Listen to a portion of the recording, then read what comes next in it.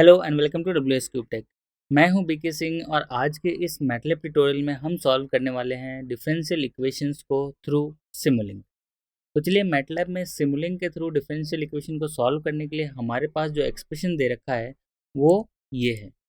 यहाँ पे देखिए मैंने यहाँ एक्सप्रेशन को इस मॉडल फाइल के अंदर ही लिख दिया है, क्योंकि आप मॉडल फाइल के अंदर डायरेक्टली टाइप कर सकते हैं किसी भी एक्सप्रेशन को, या फिर आप नॉर्मल टेक्स्ट लिखना चाहते हैं तो वो नॉर्मल टेक्स्ट भी लिख सकते हैं। तो मैंने नॉर्मल टेक्स्ट के अंदर लिख दिया है सॉल्विंग डिफरेंशियल इक्वेशन, और डिफरेंशियल इक्वेशन हमारे पास ये दे रखा है, that is Y double dash यानी D two Y upon D T square plus two D Y by D T plus 5y equals to 1। तो इसके अंदर हमारे पास जो इनिशियल कंडीशन दे रखा है वो इनिशियल कंडीशन 0 है, यानी कि वाई डैश लूँ अगर, तो वाई डैश हमारे पास यानी first differential equation of order 0 is equals to 0 दे रखा है, और y भी हमारे पास 0 इक्वल्स टू 0 दे रखा है। यानी कि ये हमारे इनिशियल कंडीशंस हो गए, और ये इनिशियल कंडीशन हमें ऑलरेडी दे रखे हैं 0। तो इसको सॉल्व करने के लिए सबसे पहले हमें क्या करना पड़ेगा कि ये जो डिफरेंशियल इक्वेशन है, इस डिफरेंशियल इक्वेशन को सबसे पहले हमें लेफ्ट हैंड साइड में सिर्फ हायर ऑर्डर जो डिफरेंशियल इक्वेशन है उसको लेके आना है, और बाकी सबको राइट हैंड साइड में लेके जाना है। तो यहाँ पे देखिए मैंने इसको अरेंज कर दिया है। तो Y double dash equals to, यहाँ पे अगर इन दोनों को राइट में लेके जाएंगे तो 1 minus 2y dash minus 5y आ जाएगा। तो ये देखिए मैंने लेफ्ट हैंड साइड में हायर ऑर्डर डिफरेंशियल इक्वेशन को रखा है, और राइट हैंड साइड में बाकी सारे एक्सप्रेशन को रखा है। तो ये हमारे पास डिफरेंशियल इक्वेशन आ गया है। अब हमें इम्प्लीमेंट इसको करना है इन अ सिमुलिंक। तो ये हमारे पास मॉडल फाइल ही है। अब इसके अंदर आप देखिए कि डिफरेंशियल इक्वेशन सॉल्व करने के लिए हमें क्या चाहिए कि जब इसको सॉल्व करेंगे तो हमें y की वैल्यू चाहिए। तो y की वैल्यू निकालने के लिए आप देखेंगे कि जब y डैश का डिफरेंशिएशन करते हैं तो y डबल डैश आता है, और y डैश का अगर इंटीग्रेशन करते हैं तो हमारा y आता है। तो हमें इंटीग्रेशन मेथड से इसको y को सॉल्व करना पड़ेगा। तो चलिए सबसे पहले जो कांस्टेंट वैल्यू है वो ले लेते हैं, और इन सबको कनेक्ट कैसे करेंगे इसको हम देखेंगे इस मॉडल फाइल के अंदर। तो चलिए सबसे पहले कांस्टेंट वैल्यू 1 के लिए हम कनेक्ट कर लेते हैं, या मॉडल फाइल के अंदर इंक्लूड कर लेते हैं ब्लॉक को। तो कांस्टेंट के लिए आप देखिए हमारे पास सिमुलिंक लाइब्रेरी ब्राउज़र है, तो आप इस पर क्लिक करेंगे तो आप directly Simulink library browser open कर लेंगे। तो चलिए ये क्लिक करने के बाद ये हमारे पास ये विंडो ओपन हो जाएगा। अब इसके अंदर से हमें सोर्सेस के अंदर से कांस्टेंट ब्लॉक को ड्रैग एंड ड्रॉप करना है अपने मॉडल फाइल के अंदर। तो ये देखिए पहला जो कांस्टेंट वैल्यू है वो 1 हमने ले लिया। अब हमें लेना है कि इन दोनों का 1 माइनस आएगा 2y डैश माइनस 5y आएगा, तो उसके लिए समीशन ब्लॉक का लेना पड़ेगा। समीशन के अंदर हम प्लस माइनस डाल सकते हैं जो एक्सप्रेशन हमें चाहिए। तो उसके लिए हम मैथ फंक्शन के अंदर जाएंगे या मैथ ऑपरेशंस के अंदर जाएंगे, और इसके अंदर से एडिशन वाला ब्लॉक ले लेंगे या सम वाला ब्लॉक ले लेंगे। तो ये देखिए हमारे पास सम वाला ब्लॉक आ गया। हम इसको यहाँ ड्रैग एंड ड्रॉप कर देते हैं। उसके बाद हमें चाहिए कि एक मल्टीप्लायर चाहिए, यानी कि गेन की वैल्यू 2 चाहिए, उसको हम वाई डैश से मल्टीप्लाई करेंगे। तो सबसे पहले गेन के लिए हम ले लेते हैं। तो गेन हमारे पास आएगा दैट इज कंटिन्यूअस के अंदर या मैथ्स के अंदर आएगा हमारा गेन। तो गेन ब्लॉक को हमने यहाँ पे ड्रैग एंड ड्रॉप कर दिया। हमें 2 चाहिए गेन, क्योंकि 2 भी है और 5 भी है, तो 2 को हम ड्रैग एंड ड्रॉप कर देते हैं अपने मॉडल फाइल के अंदर। उसके बाद हमें चाहिए, ये देखिए वाई डैश है, तो डबल डिफ्रेंशिएशन का अगर इंटीग्रेशन करूँ तो हमारे पास सिंगल डिफ्रेंशिएशन वाई डैश आएगा, क्योंकि हमारे पास इनिशियल कंडीशन ऑलरेडी 0 दे रखा है। तो यहाँ पे देखिए मैं वाई डैश ले रहा हूँ। वाई डैश के लिए हमें क्या करना पड़ेगा, जो डबल डैश है उसको इंटीग्रेट करना पड़ेगा। तो इंटीग्रेटर हमें लेना है, तो इंटीग्रेटर हमारे कंटिन्यूअस के अंदर आएगा, और आप देखिए ये इंटीग्रेटर ब्लॉक है, इसको हम ड्रैग एंड ड्रॉप करते हैं अपने फाइल के अंदर। सिमिलरली एक और ब्लॉक हमें y भी चाहिए, तो y डैश का इंटीग्रेशन हमारे पास y आएगा, तो ये भी हम एक और इंटीग्रेटर ऐड कर देते हैं। तो हमने 2 इंटीग्रेटर ऐड कर दिया। अब ऑलमोस्ट हमारा सारा ब्लॉक कंप्लीट हो गया, लेकिन इसका आउटपुट चेक करने के लिए हम स्कोप ले लेते हैं। सिंक के अंदर जाएंगे और सिंक के अंदर हम स्कोप को ड्रैग एंड ड्रॉप करेंगे अपने मॉडल फाइल में।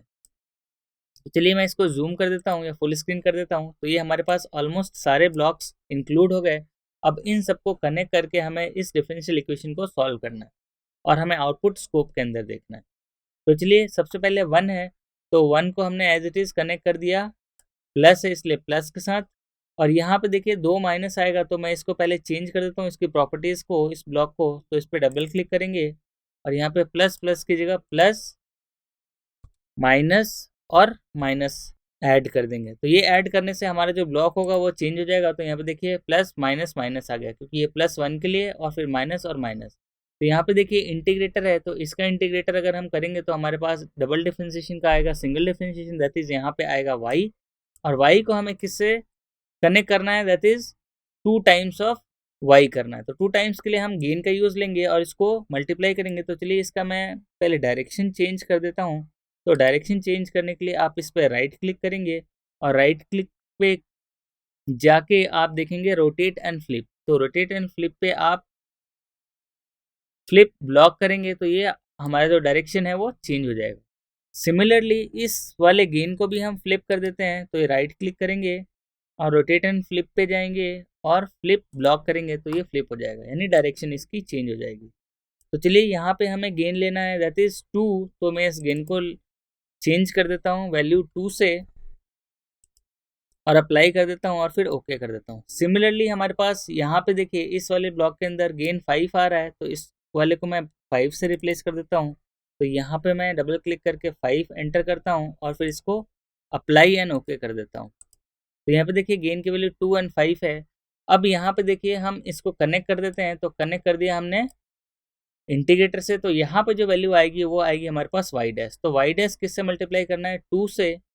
तो हम इसको 2 से मल्टीप्लाई कर देते हैं और उसके बाद माइनस के अंदर ये ऐड होगा तो इसको हम वापस से माइनस के अंदर कनेक्ट कर देते हैं। तो ये तो हमारा 1 माइनस 2 वाई डैश। अब हमें लेना है यहाँ पे y। तो y डैश का इंटीग्रेशन करेंगे तो हमारे पास आ जाएगा y।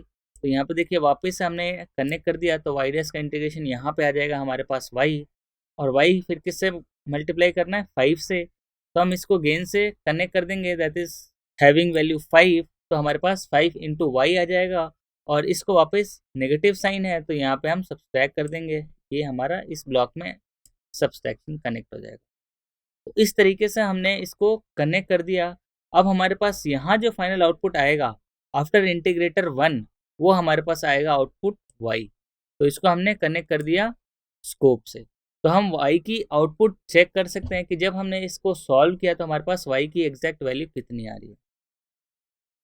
तो ये बहुत ही सिंपल सा कनेक्शन है। आप देख सकते हैं कि सबसे पहले 2 चीज़ें ध्यान रखनी है। एक तो इंटीग्रेटर की इनिशियल जो वैल्यू है वो सारी 0 दे रखी है, और दूसरा ये रखना है कि जो हायर ऑर्डर डिफरेंशियल इक्वेशन है उसको लेफ्ट हैंड साइड पे रखना है और बाकी सारे एक्सप्रेशंस को राइट हैंड साइड में रखना है।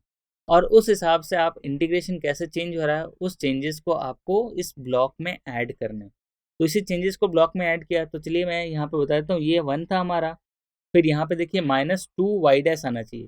तो यहाँ से आ रहा है माइनस, क्योंकि माइनस से कनेक्ट किया है, 2 वाई डैश, तो 2 गेन है इसलिए 2 मल्टीप्लाई होगा, और यहाँ से वाई डबल डैश का इंटीग्रेशन करेंगे तो वाई आएगा। तो ये हमारे पास वाई डैश आ गया विथ मल्टीप्लाई 2, तो यानी 2 वाई डैश। सिमिलरली अगर वाई डैश का इंटीग्रेशन करेंगे तो वाई आएगा, तो वाई यहाँ पे आया, और ये हमारा 5 से मल्टीप्लाइड है तो 5 से हमने मल्टीप्लाई किया, और नेगेटिव के अंदर है तो यहाँ पे कनेक्ट कर दिया हमने नेगेटिव के अंदर।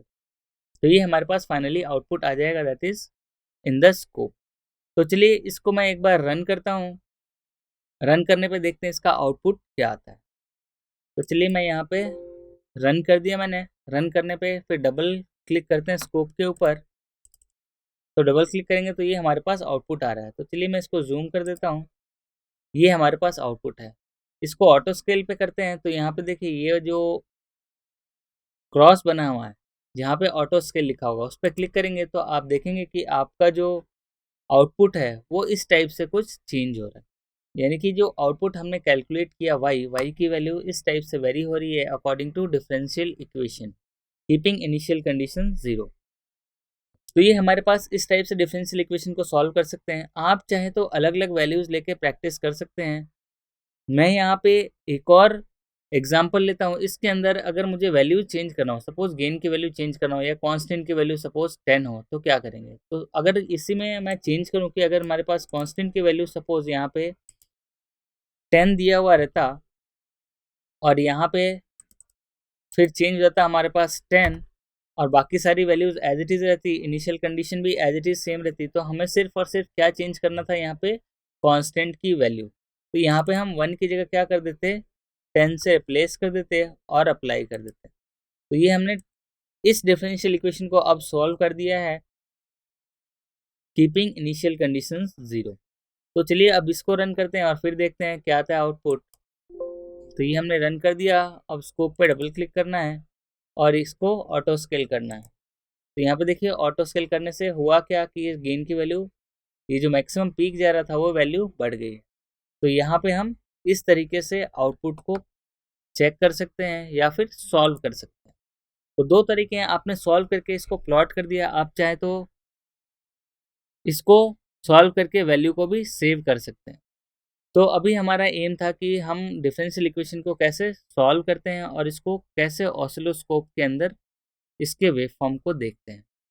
तो होपफुली आप लोगों को ये पूरा का पूरा सेटअप, जिसके अंदर हमने अलग अलग ब्लॉक्स लिए, वो सारी चीज़ें समझ में आ गई होगी और इसके अंदर इंटीग्रेशन ऑपरेशन कैसे परफॉर्म करते हैं ताकि हम डिफरेंशियल इक्वेशन को सॉल्व कर सकें। तो हमने दो चीज़ें सीखा, एक तो डिफरेंशियल इक्वेशन को सॉल्व करना सीखा, प्लस इंटीग्रेशन हम कैसे अप्लाई करते हैं वो भी हमने देखा। तो ये हमारे पास इंटीग्रेटर ब्लॉक है जो कि सिंपल इंटीग्रेटर है। तो आप इसको अगर डबल क्लिक करेंगे तो डबल क्लिक पे आप देखिएगा इनिशियल कंडीशन हमारी 0 दे रखी है। अगर इनिशियल कंडीशन कुछ और दे रखा हो तो आपको वो वैल्यू यहाँ पे सेट करनी पड़ती। बट फॉर सिंप्लिसिटी हमने इनिशियल कंडीशन को 0 लेके रखा है ताकि आपको परेशानी नहीं हो समझने में, क्योंकि बाद में जब भी इनिशियल कंडीशन दे रखा होगा आपको डबल क्लिक करना है और इनिशियल कंडीशन की वैल्यू आपको यहाँ पे सब्स्टिट्यूट करनी है। तो चलिए सिमिलरली अगर मैं सेकेंड स्टेज में देखूँ तो यहाँ भी इनिशियल कंडीशन हमें 0 दे रखा है। तो इस तरीके से हम इनिशियल कंडीशन को भी सेट कर सकते हैं कि क्या इनिशियल कंडीशन दे रखा है आपके वाई डैश में और वाई 0 के अंदर। तो होपफुली आप लोग को ये वीडियो पसंद आया होगा और आप लोगों को ये सॉल्विंग डिफरेंशियल इक्वेशंस समझ में आ गया होगा। तो मिलते हैं अगले वीडियो में कुछ और इक्वेशंस के साथ जिसके अंदर हम सिमुलिंक के अंदर उसको सॉल्व करेंगे। तो चलिए मिलते हैं अगले वीडियो में। Thank you.